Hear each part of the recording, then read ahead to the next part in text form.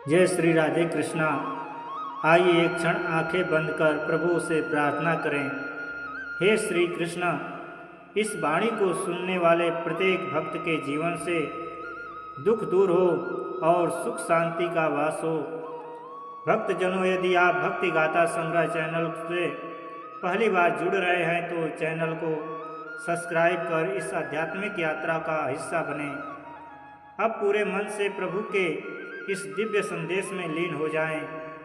दोस्तों, जीवन में कुछ बातें ऐसी होती हैं जो हमें बेहतर इंसान बनाती है और समाज में सम्मान दिलाती है। हमारे बुजुर्गों ने हमें कई अनमोल सीख दी है जो आज भी उतनी ही ज़रूरी है। आज हम लेकर आए हैं ऐसे सुंदर विचार जो आपके जीवन को सकारात्मक दिशा देंगे और आपको एक अच्छा इंसान बनाएंगे। यह सुंदर विचार हमारी संस्कृति, परंपरा और जीवन के अनुभवों से निकलते हैं। इन्हें अपने जीवन में उतारकर आप न सिर्फ खुद को बल्कि अपने आसपास के लोगों को भी खुशी दे सकते हैं। तो चलिए जानते हैं यह जीवन बदलने वाले सुंदर विचार जो हर किसी को पता होने चाहिए। किन्नर यानी समुदाय के लोग जब आपके घर आए तो उन्हें खाली हाथ न जाने दें। हमारी परंपरा में किन्नरों को विशेष सम्मान दिया जाता है। शादी ब्याह या खुशी के मौके पर वे आशीर्वाद देने आते हैं। उन्हें कुछ दक्षिणा, मिठाई या अनाज जरूर दें। इससे उनका आशीर्वाद मिलता है और घर में सुख समृद्धि आती है। हर इंसान का सम्मान करना हमारी संस्कृति है। जब आपकी शादीशुदा बेटी मायके आए तो उसे कभी खाली हाथ न जाने दें। उसके लिए कुछ न कुछ जरूर दें, चाहे कपड़े हो, मिठाई हो या कोई उपहार। यह प्यार और सम्मान का प्रतीक है। बेटी को हमेशा यह एहसास होना चाहिए कि मायका उसका अपना घर है। छोटी छोटी चीज़ें भी बेटी के लिए कुछ बहुत मायने रखती है। माता पिता का प्यार हर बेटी को हमेशा चाहिए होता है। जब कोई भिखारी या ज़रूरतमंद आपके दरवाजे पर आए तो उसे खाली हाथ न जाने दें। अगर पैसे नहीं है तो रोटी, चावल या कुछ खाने का सामान दे दें। ज़रूरतमंद की मदद करना बहुत ही बड़ा पुण्य है। जो आज आपके पास है वह कल किसी और के पास हो सकता है। दान देने से घर में बरकत आती है और मन को शांति मिलती है। छोटी मदद भी किसी के लिए बहुत बड़ी हो सकती है। किसी के चेहरे पर मुस्कान लाना बहुत खूबसूरत एहसास है। हर किसी इंसान में इंसानियत होनी चाहिए। जब कोई साधु, सन्यासी या धार्मिक व्यक्ति आपके घर आए तो उन्हें सम्मान के साथ कुछ जरूर दें। उन्हें भोजन, फल या दक्षिणा दे सकते हैं। साधु संतों का आशीर्वाद बहुत शक्तिशाली माना जाता है। वे त्याग और तपस्या का जीवन जीते हैं। उनका सम्मान करना हमारी परंपरा है।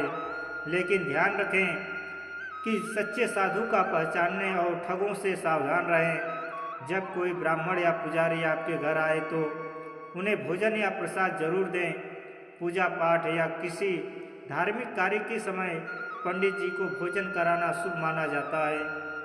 उनके आशीर्वाद से घर में शांति रहती है। हमारी परंपरा में अतिथि को भगवान का रूप माना जाता है। घर आने वाले का सम्मान करें और उसे प्रेम से कुछ न कुछ जरूर दें। मेहनत का फल हमेशा मीठा होता है। जीवन में सफलता पाने के लिए मेहनत करना बहुत ज़रूरी है। बिना मेहनत के कुछ नहीं मिलता। जो लोग कड़ी मेहनत करते हैं उन्हें देर सवेर सफलता जरूर मिलती है। आलस छोड़कर काम करें। छोटे काम को भी पूरी ईमानदारी से करें। मेहनत कभी बेकार नहीं जाती। आज की मेहनत कल का भविष्य बनाती है। बुजुर्गों का सम्मान करें। अपने माता पिता और बुजुर्गों का हमेशा सम्मान करें। उनका अनुभव और आशीर्वाद आपके जीवन में बहुत काम आता है। बड़ों की बात सुनें और उनकी सेवा करें। जो अपने बुजुर्गों का ख्याल रखता है उसके बच्चे भी उसका ख्याल रखते हैं। बड़ों के पैर छूना और उनसे आशीर्वाद लेना हमारी संस्कृति है। उनके साथ प्यार से बात करें। सच बोलने की आदत डालें। हमेशा सच बोलें, चाहे कितनी भी मुश्किल हो। झूठ बोलने से एक झूठ को छिपाने के लिए 100 झूठ बोलने पड़ते हैं। सच्चाई से जीने वाला व्यक्ति समाज में सम्मान पाता है। झूठ का रास्ता आसान लगता है, लेकिन बाद में बहुत मुश्किलें आती है। सच्चाई हमेशा जीतती है।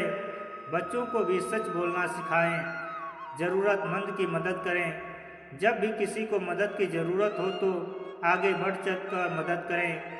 आज आप किसी की मदद करेंगे तो कल कोई आपकी मदद करेगा। मदद करने से मन को शांति मिलती है। छोटी से छोटी मदद भी बहुत बड़ा काम कर सकती है। किसी के चेहरे पर मुस्कान लाना बहुत खूबसूरत एहसास है। हर किसी में इंसानियत होनी चाहिए। अपने वचन पर टिके रहें। जो वादा करें उसे ज़रूर निभाएं। वचन का पालन न करने से आपकी साख खराब होती है। लोग उस व्यक्ति पर भरोसा करते हैं जो अपनी बात पर कायम रहता है। अगर कोई काम नहीं कर सकते तो वादा ही नहीं करें। अपनी जिम्मेदारियों को समझें। जो अपनी बात पर टिका रहता है उसे सब सम्मान देते हैं। भरोसा एक बार टूटने के बाद दोबारा नहीं बनता। अतिथि देवो भव, मेहमान का सत्कार। हमारी संस्कृति में अतिथि को भगवान का रूप माना जाता है। जब कोई आपके घर आए तो चाहे आप कितने भी व्यस्त क्यों ना हो, चेहरे पर मुस्कान लाकर उनका स्वागत करें। उन्हें शीतल जल और सप्रेम भोजन कराएं। अतिथि का सत्कार करने से घर की नकारात्मक ऊर्जा दूर होती है और देवताओं का आशीर्वाद मिलता है। याद रखें,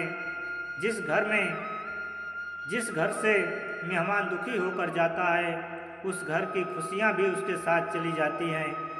कुल देवी और कुल देवता अपनी जड़ों का सम्मान। हर परिवार के अपने कुल देवी या देवता होते हैं जो पीढ़ी दर पीढ़ी वंश की रक्षा करते हैं।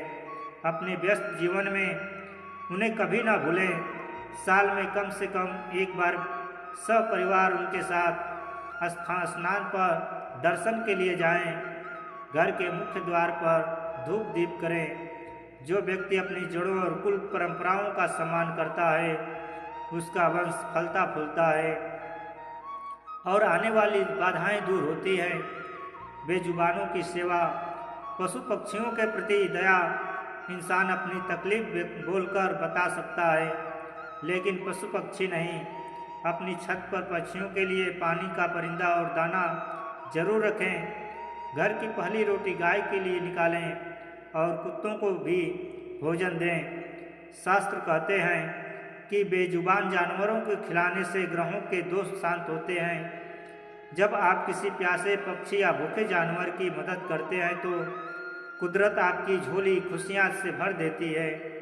पड़ोसी के साथ व्यवहार पहला रिश्तेदार कहा जाता है कि सगा भाई दूर हो सकता है लेकिन पड़ोसी हमेशा पास होता है।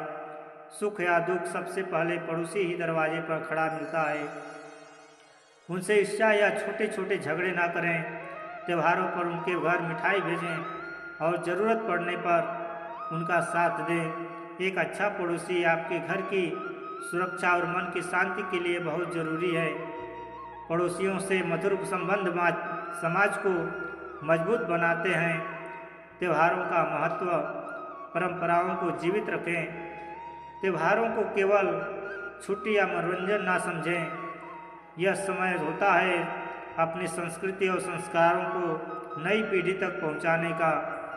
दिवाली पर दीप जलाना, होली पर गले मिलना या रक्षाबंधन पर वचन निभाना, इन सब के पीछे गहरे अर्थ छिपे हैं। बच्चों को इन त्योहारों की कहानियाँ सुनाएं। जब हम रीति रिवाजों को पवित्रता से निभाते हैं तो घर में सकारात्मकता का संचार होता है। समय की पाबंदी सफलता का मूल मंत्र। समय दुनिया की सबसे कीमती चीज़ है, क्योंकि गया हुआ पल कभी वापस नहीं आता। जो व्यक्ति समय का सम्मान नहीं करता है, सफलता उसका सम्मान नहीं करती। अपने हर काम को निर्धारित समय पर पूरा करने की आदत डालें। देरी से पहुंचना दूसरों के समय का अपमान है। जब आप समय के पाबंद होते हैं तो लोग आप पर भरोसा करते हैं और आपकी साख बढ़ती है। अनुशासन ही आपको भीड़ से अलग बनाता है। श्री कृष्ण कहते हैं, इंसान के शब्द ही उसे प्रिय या अप्रिय बनाते हैं।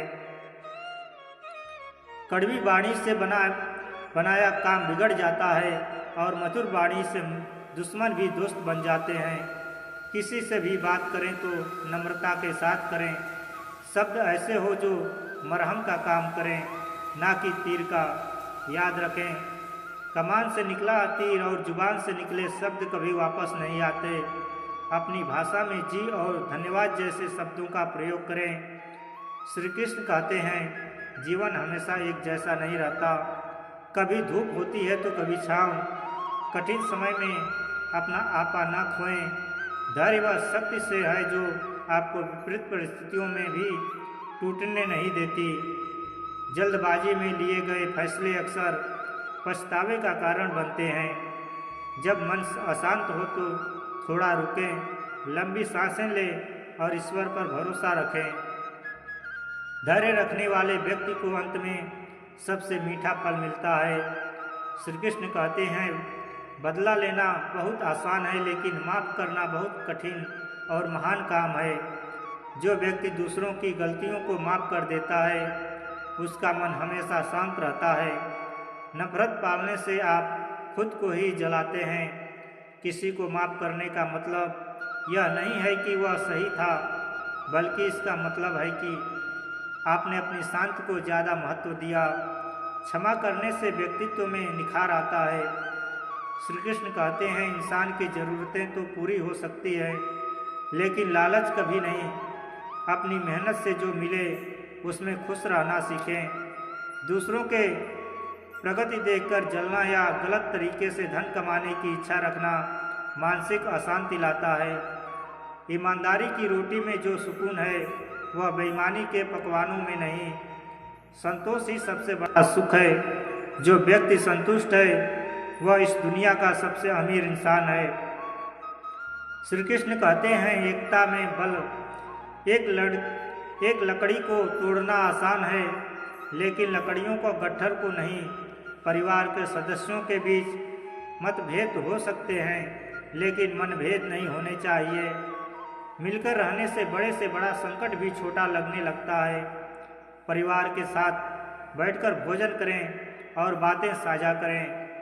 जिस घर में एकता होती है वहाँ खुशियाँ और तरक्की अपने आप खींची चली जाती है। अपनों का साथ ही जीवन की असली पूंजी है। श्री कृष्ण कहते हैं, एक खुशी परिवार के पीछे पति पत्नी का आपसी विश्वास और सम्मान होता है। एक दूसरे की छोटी मोटी गलतियों को नज़रअंदाज करें और एक दूसरे के परिवार का भी सम्मान करें। बच्चों पर इसका सीधा असर पड़ता है। जहाँ पति पत्नी मित्र ही की तरह रहते हैं, वहाँ लक्ष्मी का वास होता है और घर स्वर्ग जैसा बना जाता है। एक दूसरे का सहारा बने ना कि एक दूसरे की आलोचना करें। श्री कृष्ण कहते हैं, बच्चों को केवल महंगे खिलौने या स्कूल नहीं चाहिए, उन्हें अपना समय और संस्कार चाहिए। उन्हें सही और गलत का अंतर समझाएं। उनके सामने खुद उदाहरण पेश करें, क्योंकि बच्चे वही सीखते हैं जो देखते हैं, ना कि वह जो आप कहते हैं। उन्हें आत्मनिर्भर बनाना सिखाएं और मेहनत का महत्व बताएं। संस्कारी बच्चे ही कुल का नाम रोशन करते हैं और समाज का भला करते हैं। श्री कृष्ण कहते हैं, बेटियां घर की रौनक होती हैं। जब वे शादी के बाद घर आए तो उन्हें अत्यधिक प्रेम दें। उनकी बातों को सुने और उन्हें एहसास कराएं कि उनका मायका हमेशा उनके साथ है।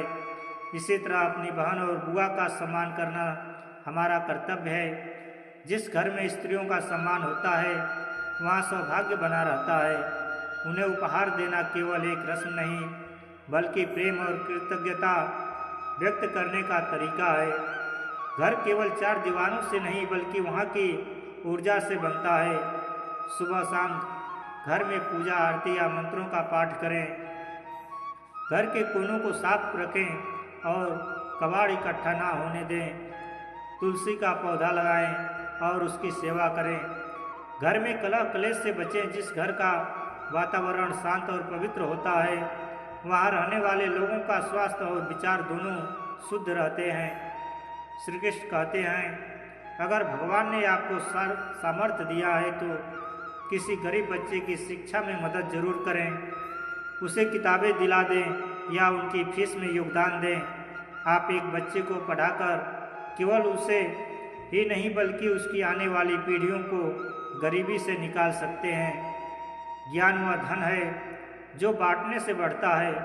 शिक्षा का दान समाज में अंधकार मिटाने का सबसे प्रभावी तरीका है। हम प्रकृति से हवा, पानी और भोजन लेते हैं तो हमारा फर्ज है कि हम उसे वापस भी दें। पानी की बर्बादी रोकें और प्लास्टिक का उपयोग कम से कम करें। अपने जीवन के महत्वपूर्ण दिनों पर एक पेड़ जरूर लगाएं। पेड़ केवल छाया नहीं देते बल्कि आने वाली पीढ़ी के लिए ऑक्सीजन और जीवन सुरक्षित करते हैं। प्रकृति की रक्षा करना ईश्वर की पूजा करने के समान है। श्री कृष्ण कहते हैं, शादी ब्याह कार्यक्रमों में अक्सर बहुत सारा भोजन बर्बाद होता है। थाली में उतना ही लें जितना खा सकें। अन्न को ब्रह्म कहा गया है। याद रखिए, आज भी लाखों लोग एक वक्त की रोटी के लिए तरसते हैं।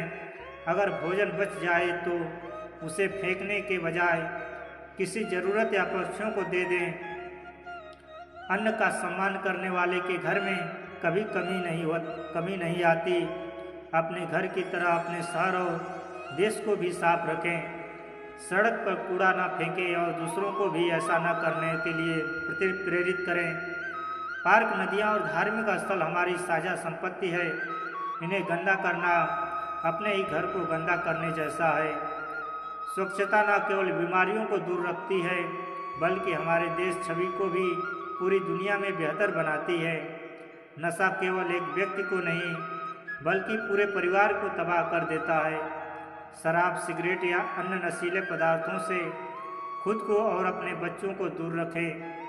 यह स्वास्थ्य, पैसा और सम्मान तीनों का नाश करता है।